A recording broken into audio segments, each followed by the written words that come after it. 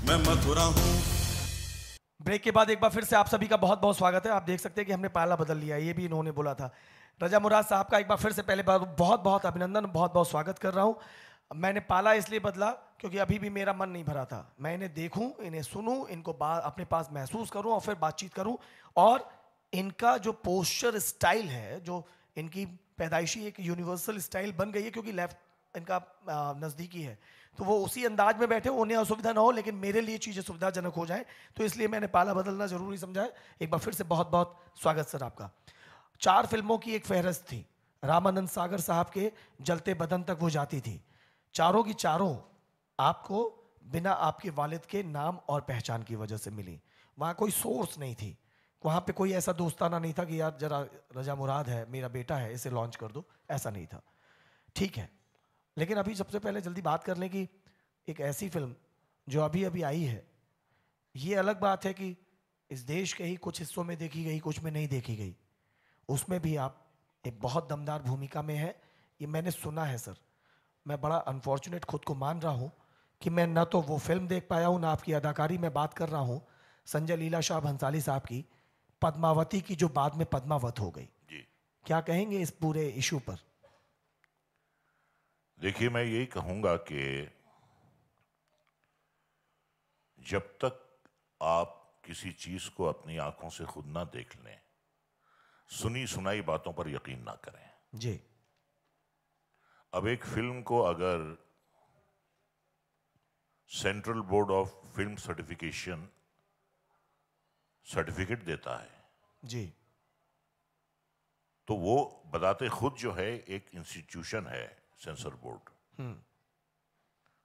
और जब उसने एक फिल्म को अप्रूव कर दिया है, जब हाईएस्ट कोर्ट ऑफ लॉ ने उस फिल्म को अप्रूव कर दिया है, तो फिर किसी को एतराज नहीं होना चाहिए। जी। वरना हर गली कूचे में तो सेंसर ऑफिस नहीं खोला जा सकता। तो बड़ी सख्तियां झेली हम सब ने। वो एक ऐसी फिल्म है, वो हमने सिर्फ मेहनत या पैसे से नहीं बनाई है। उस फिल्म में हमारा खून और पसीना लगा है, और आज वो खून रंग ला रहा है। आज 550 करोड़ से ज्यादा का बिजनेस वर्ल्ड वाइड हो चुका अभी है। तक कर चुकी है, और तब है जबकि बहुत सारे प्रांतों में वो रिलीज नहीं हुई है। जी जी जी जी।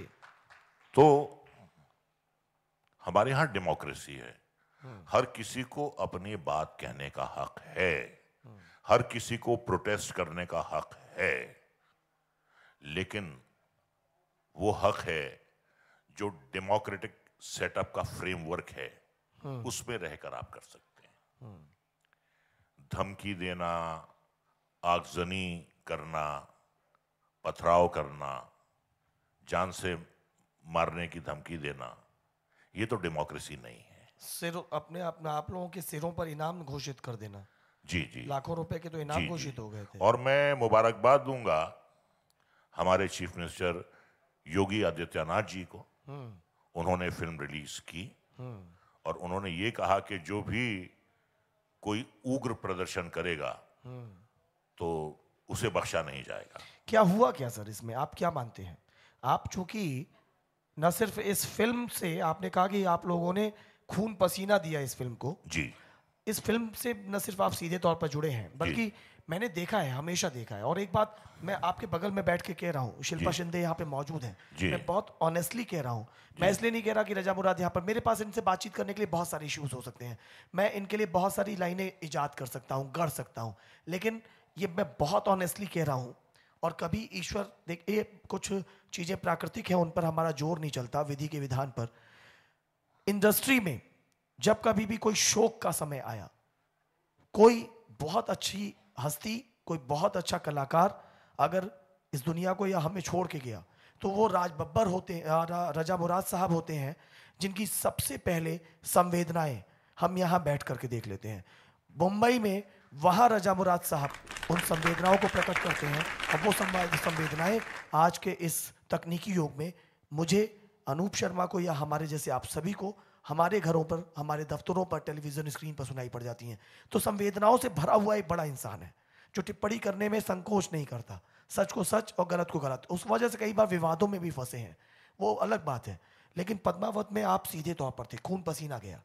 उसके बाद आप इंडस्ट्री के एक, आज देखा जाए तो गार्जियन है, 68 ईयर्स की आपकी उम्र है, मुराद साहब की परंपरा को आप आगे बढ़ा रहे हैं। अब ये बार बार औरतों के सामने मेरी एज मत नहीं, बताइए। लेकिन उसके बावजूद शिल्पा आपसे काफी प्रभावित हो, उनके आने के बाद टोन बदला है आपने, वो अलग बात है सर। तो क्या कहेंगे, क्यों हुआ ये सब? ये इसीलिए हुआ कि कहीं से ये अफवाह उड़ी थी, किसी ने उड़ाई थी कि इसमें अलाउद्दीन खिलजी और पद्मावती का एक रोमांटिक सीन है।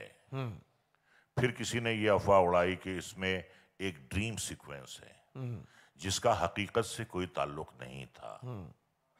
तो इस बात को बहुत बड़ा मुद्दा बनाया गया। हम चीखते रहे, चिल्लाते रहे और हम कहते रहे कि ऐसा फिल्म में कुछ नहीं है, लेकिन हमारी बात पर यकीन नहीं किया गया। उसके बाद फिल्म अर्नब गोस्वामी को दिखाई गई, रजत शर्मा साहब को दिखाई गई। उन्होंने भी नेशनल टेलीविजन पर यह कहा जी कि इस फिल्म में कोई भी ऐसी जो है बात नहीं है जिसे आपत्तिजनक माना जाए। जी हाँ।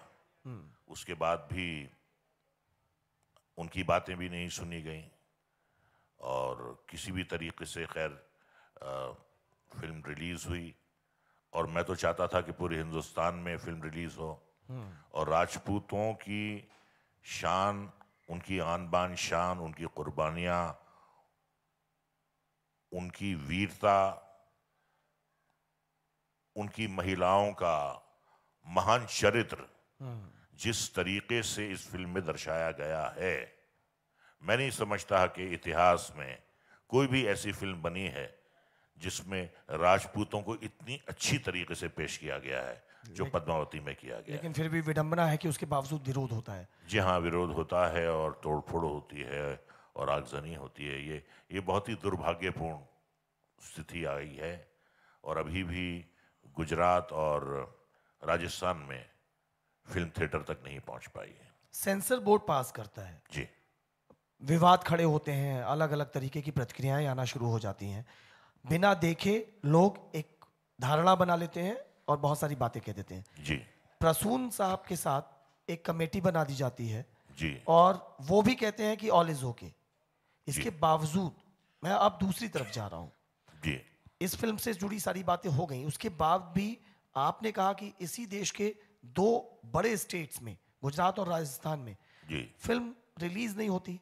तो सर फिर तो जहां जहां अगर हमें जो काम नहीं करने देना है उसके लिए हम लोग इससे सबक ले लें, जैसा इस बार हुआ, ऐसे ही एग्रेशन दिखाइए, ऐसे ही प्रदर्शन करिए, वायलेंस करिए, तो किसी भी पद्मावत के रिलीज जैसे ही कुछ और भी काम होंगे उन्हें भी रोका जा सकता है फिर तो देश में। देखिए, मैं ये कहूँगा, आप जो बात कह रहे हैं बिल्कुल मैं उससे सहमत हूँ। इसका नतीजा ये होगा कि कोई भी प्रोड्यूसर, डायरेक्टर, कोई भी ऐतिहासिक फिल्म बनाने की पद्मावत के बाद हिम्मत नहीं करेगा, क्योंकि फिर विवाद पैदा होंगे।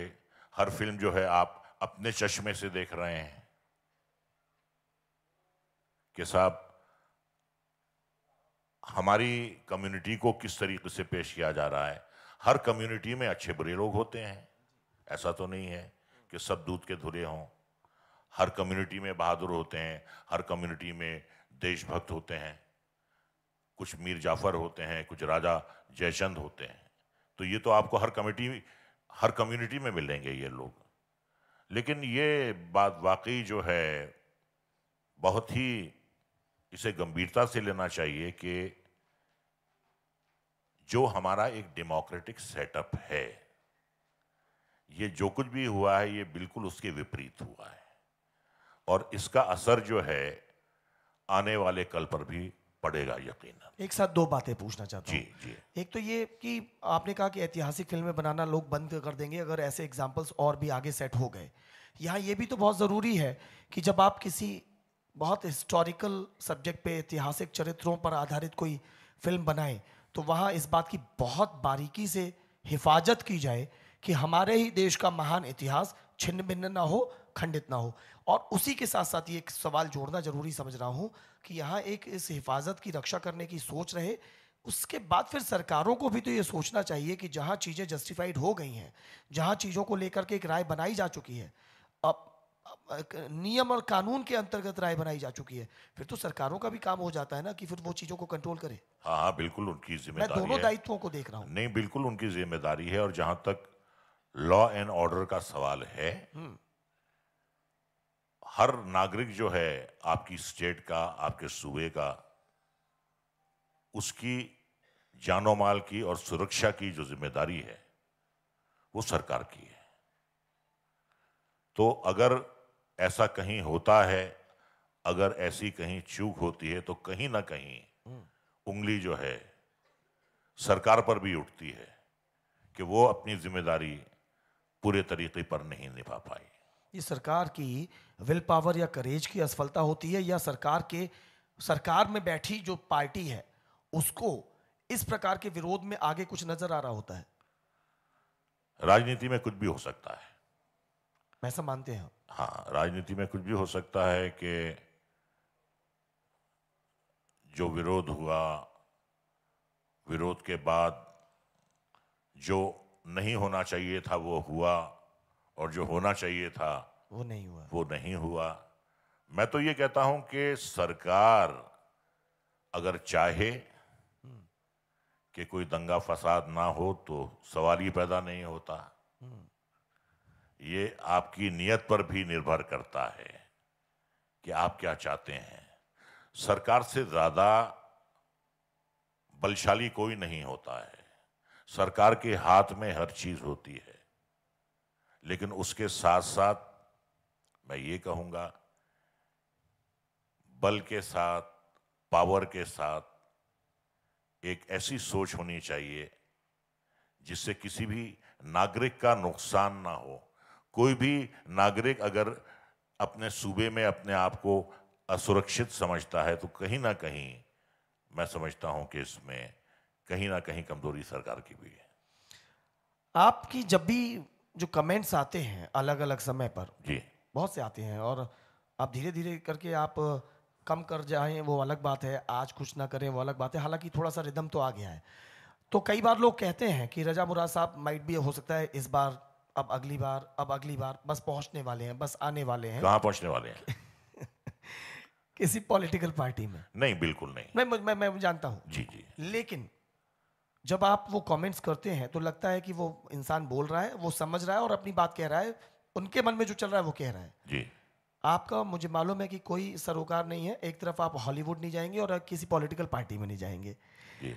लेकिन इस समय जो सरकार चल रही है, प्रधानमंत्री नरेंद्र मोदी के नेतृत्व वाली जो सरकार दिल्ली में बैठी है, अगर अब तक उनको देखा, इससे पहले की सरकारों को देखा, यूपीए 1 और 2 को भी देखा, और इनको देख रहे हैं, तो कोई कमेंट करने का मन करता है? नहीं, मैं ये कहता हूं कि हमारे जो प्रधानमंत्री हैं, एक बात तो बिल्कुल स्पष्ट है, वो करप्ट बिल्कुल नहीं है। वो करप्ट नहीं है, वो देश का भला चाहते हैं, वो बहुत कुछ करना चाहते हैं।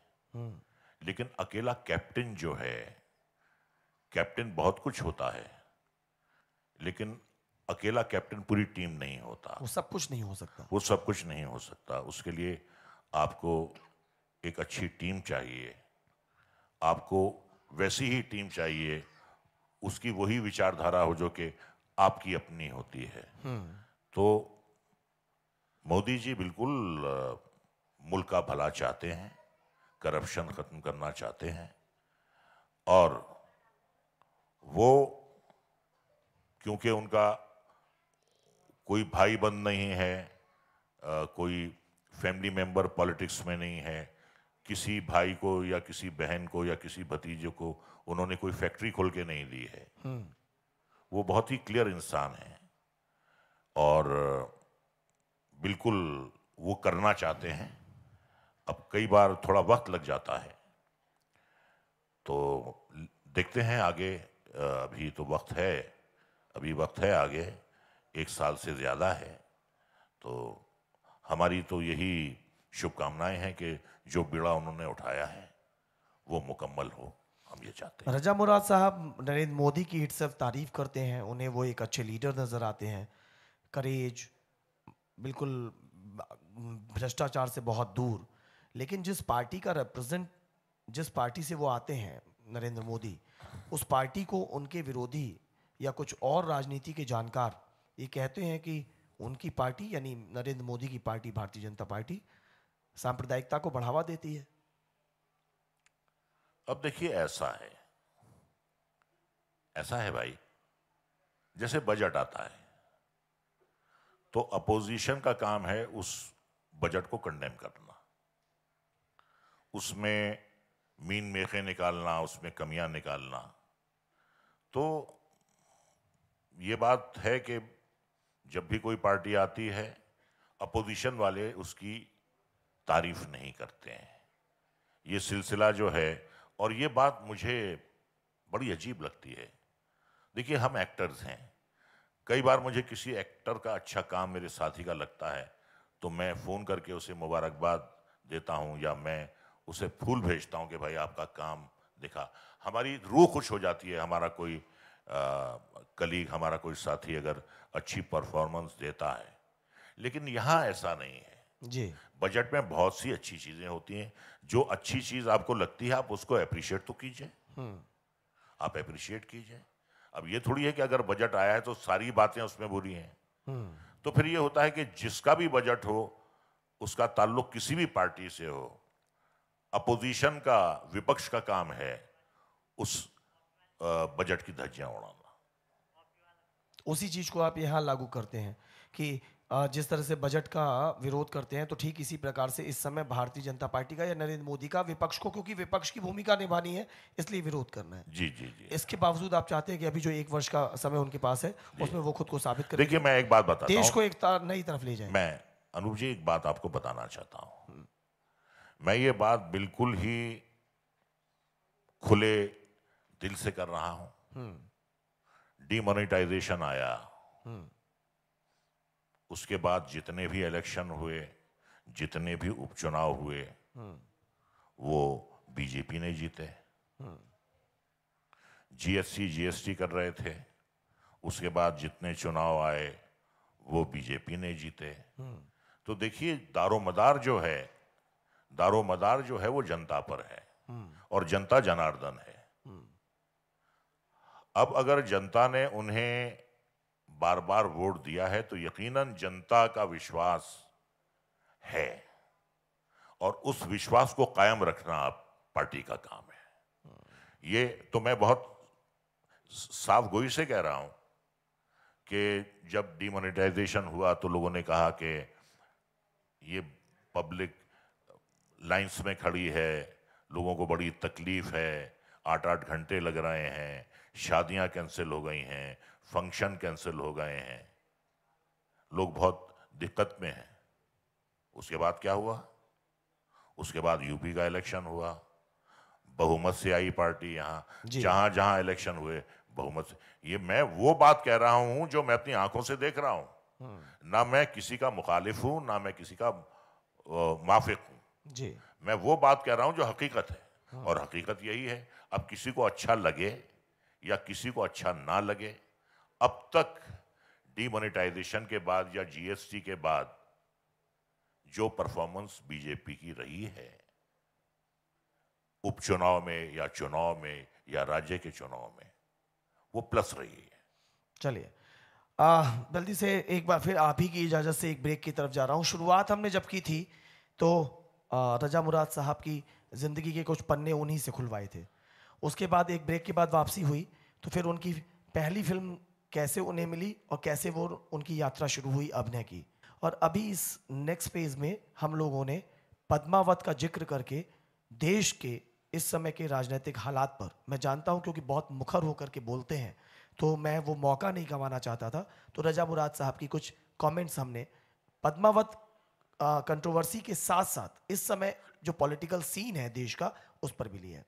एक ब्रेक और लूँगा, ये एक आखिरी ब्रेक है। इस ब्रेक के बाद हम बात करेंगे कि रजा मुराद साहब हमेशा जब खलनायक के तौर पर आते थे तो इतना डराते क्यों थे, और इस समय इंडस्ट्री किस दौर में है और किस तरफ इसको आगे बढ़ना चाहिए। मिलते हैं एक बहुत छोटे से ब्रेक के बाद। मैं मथुरा हूँ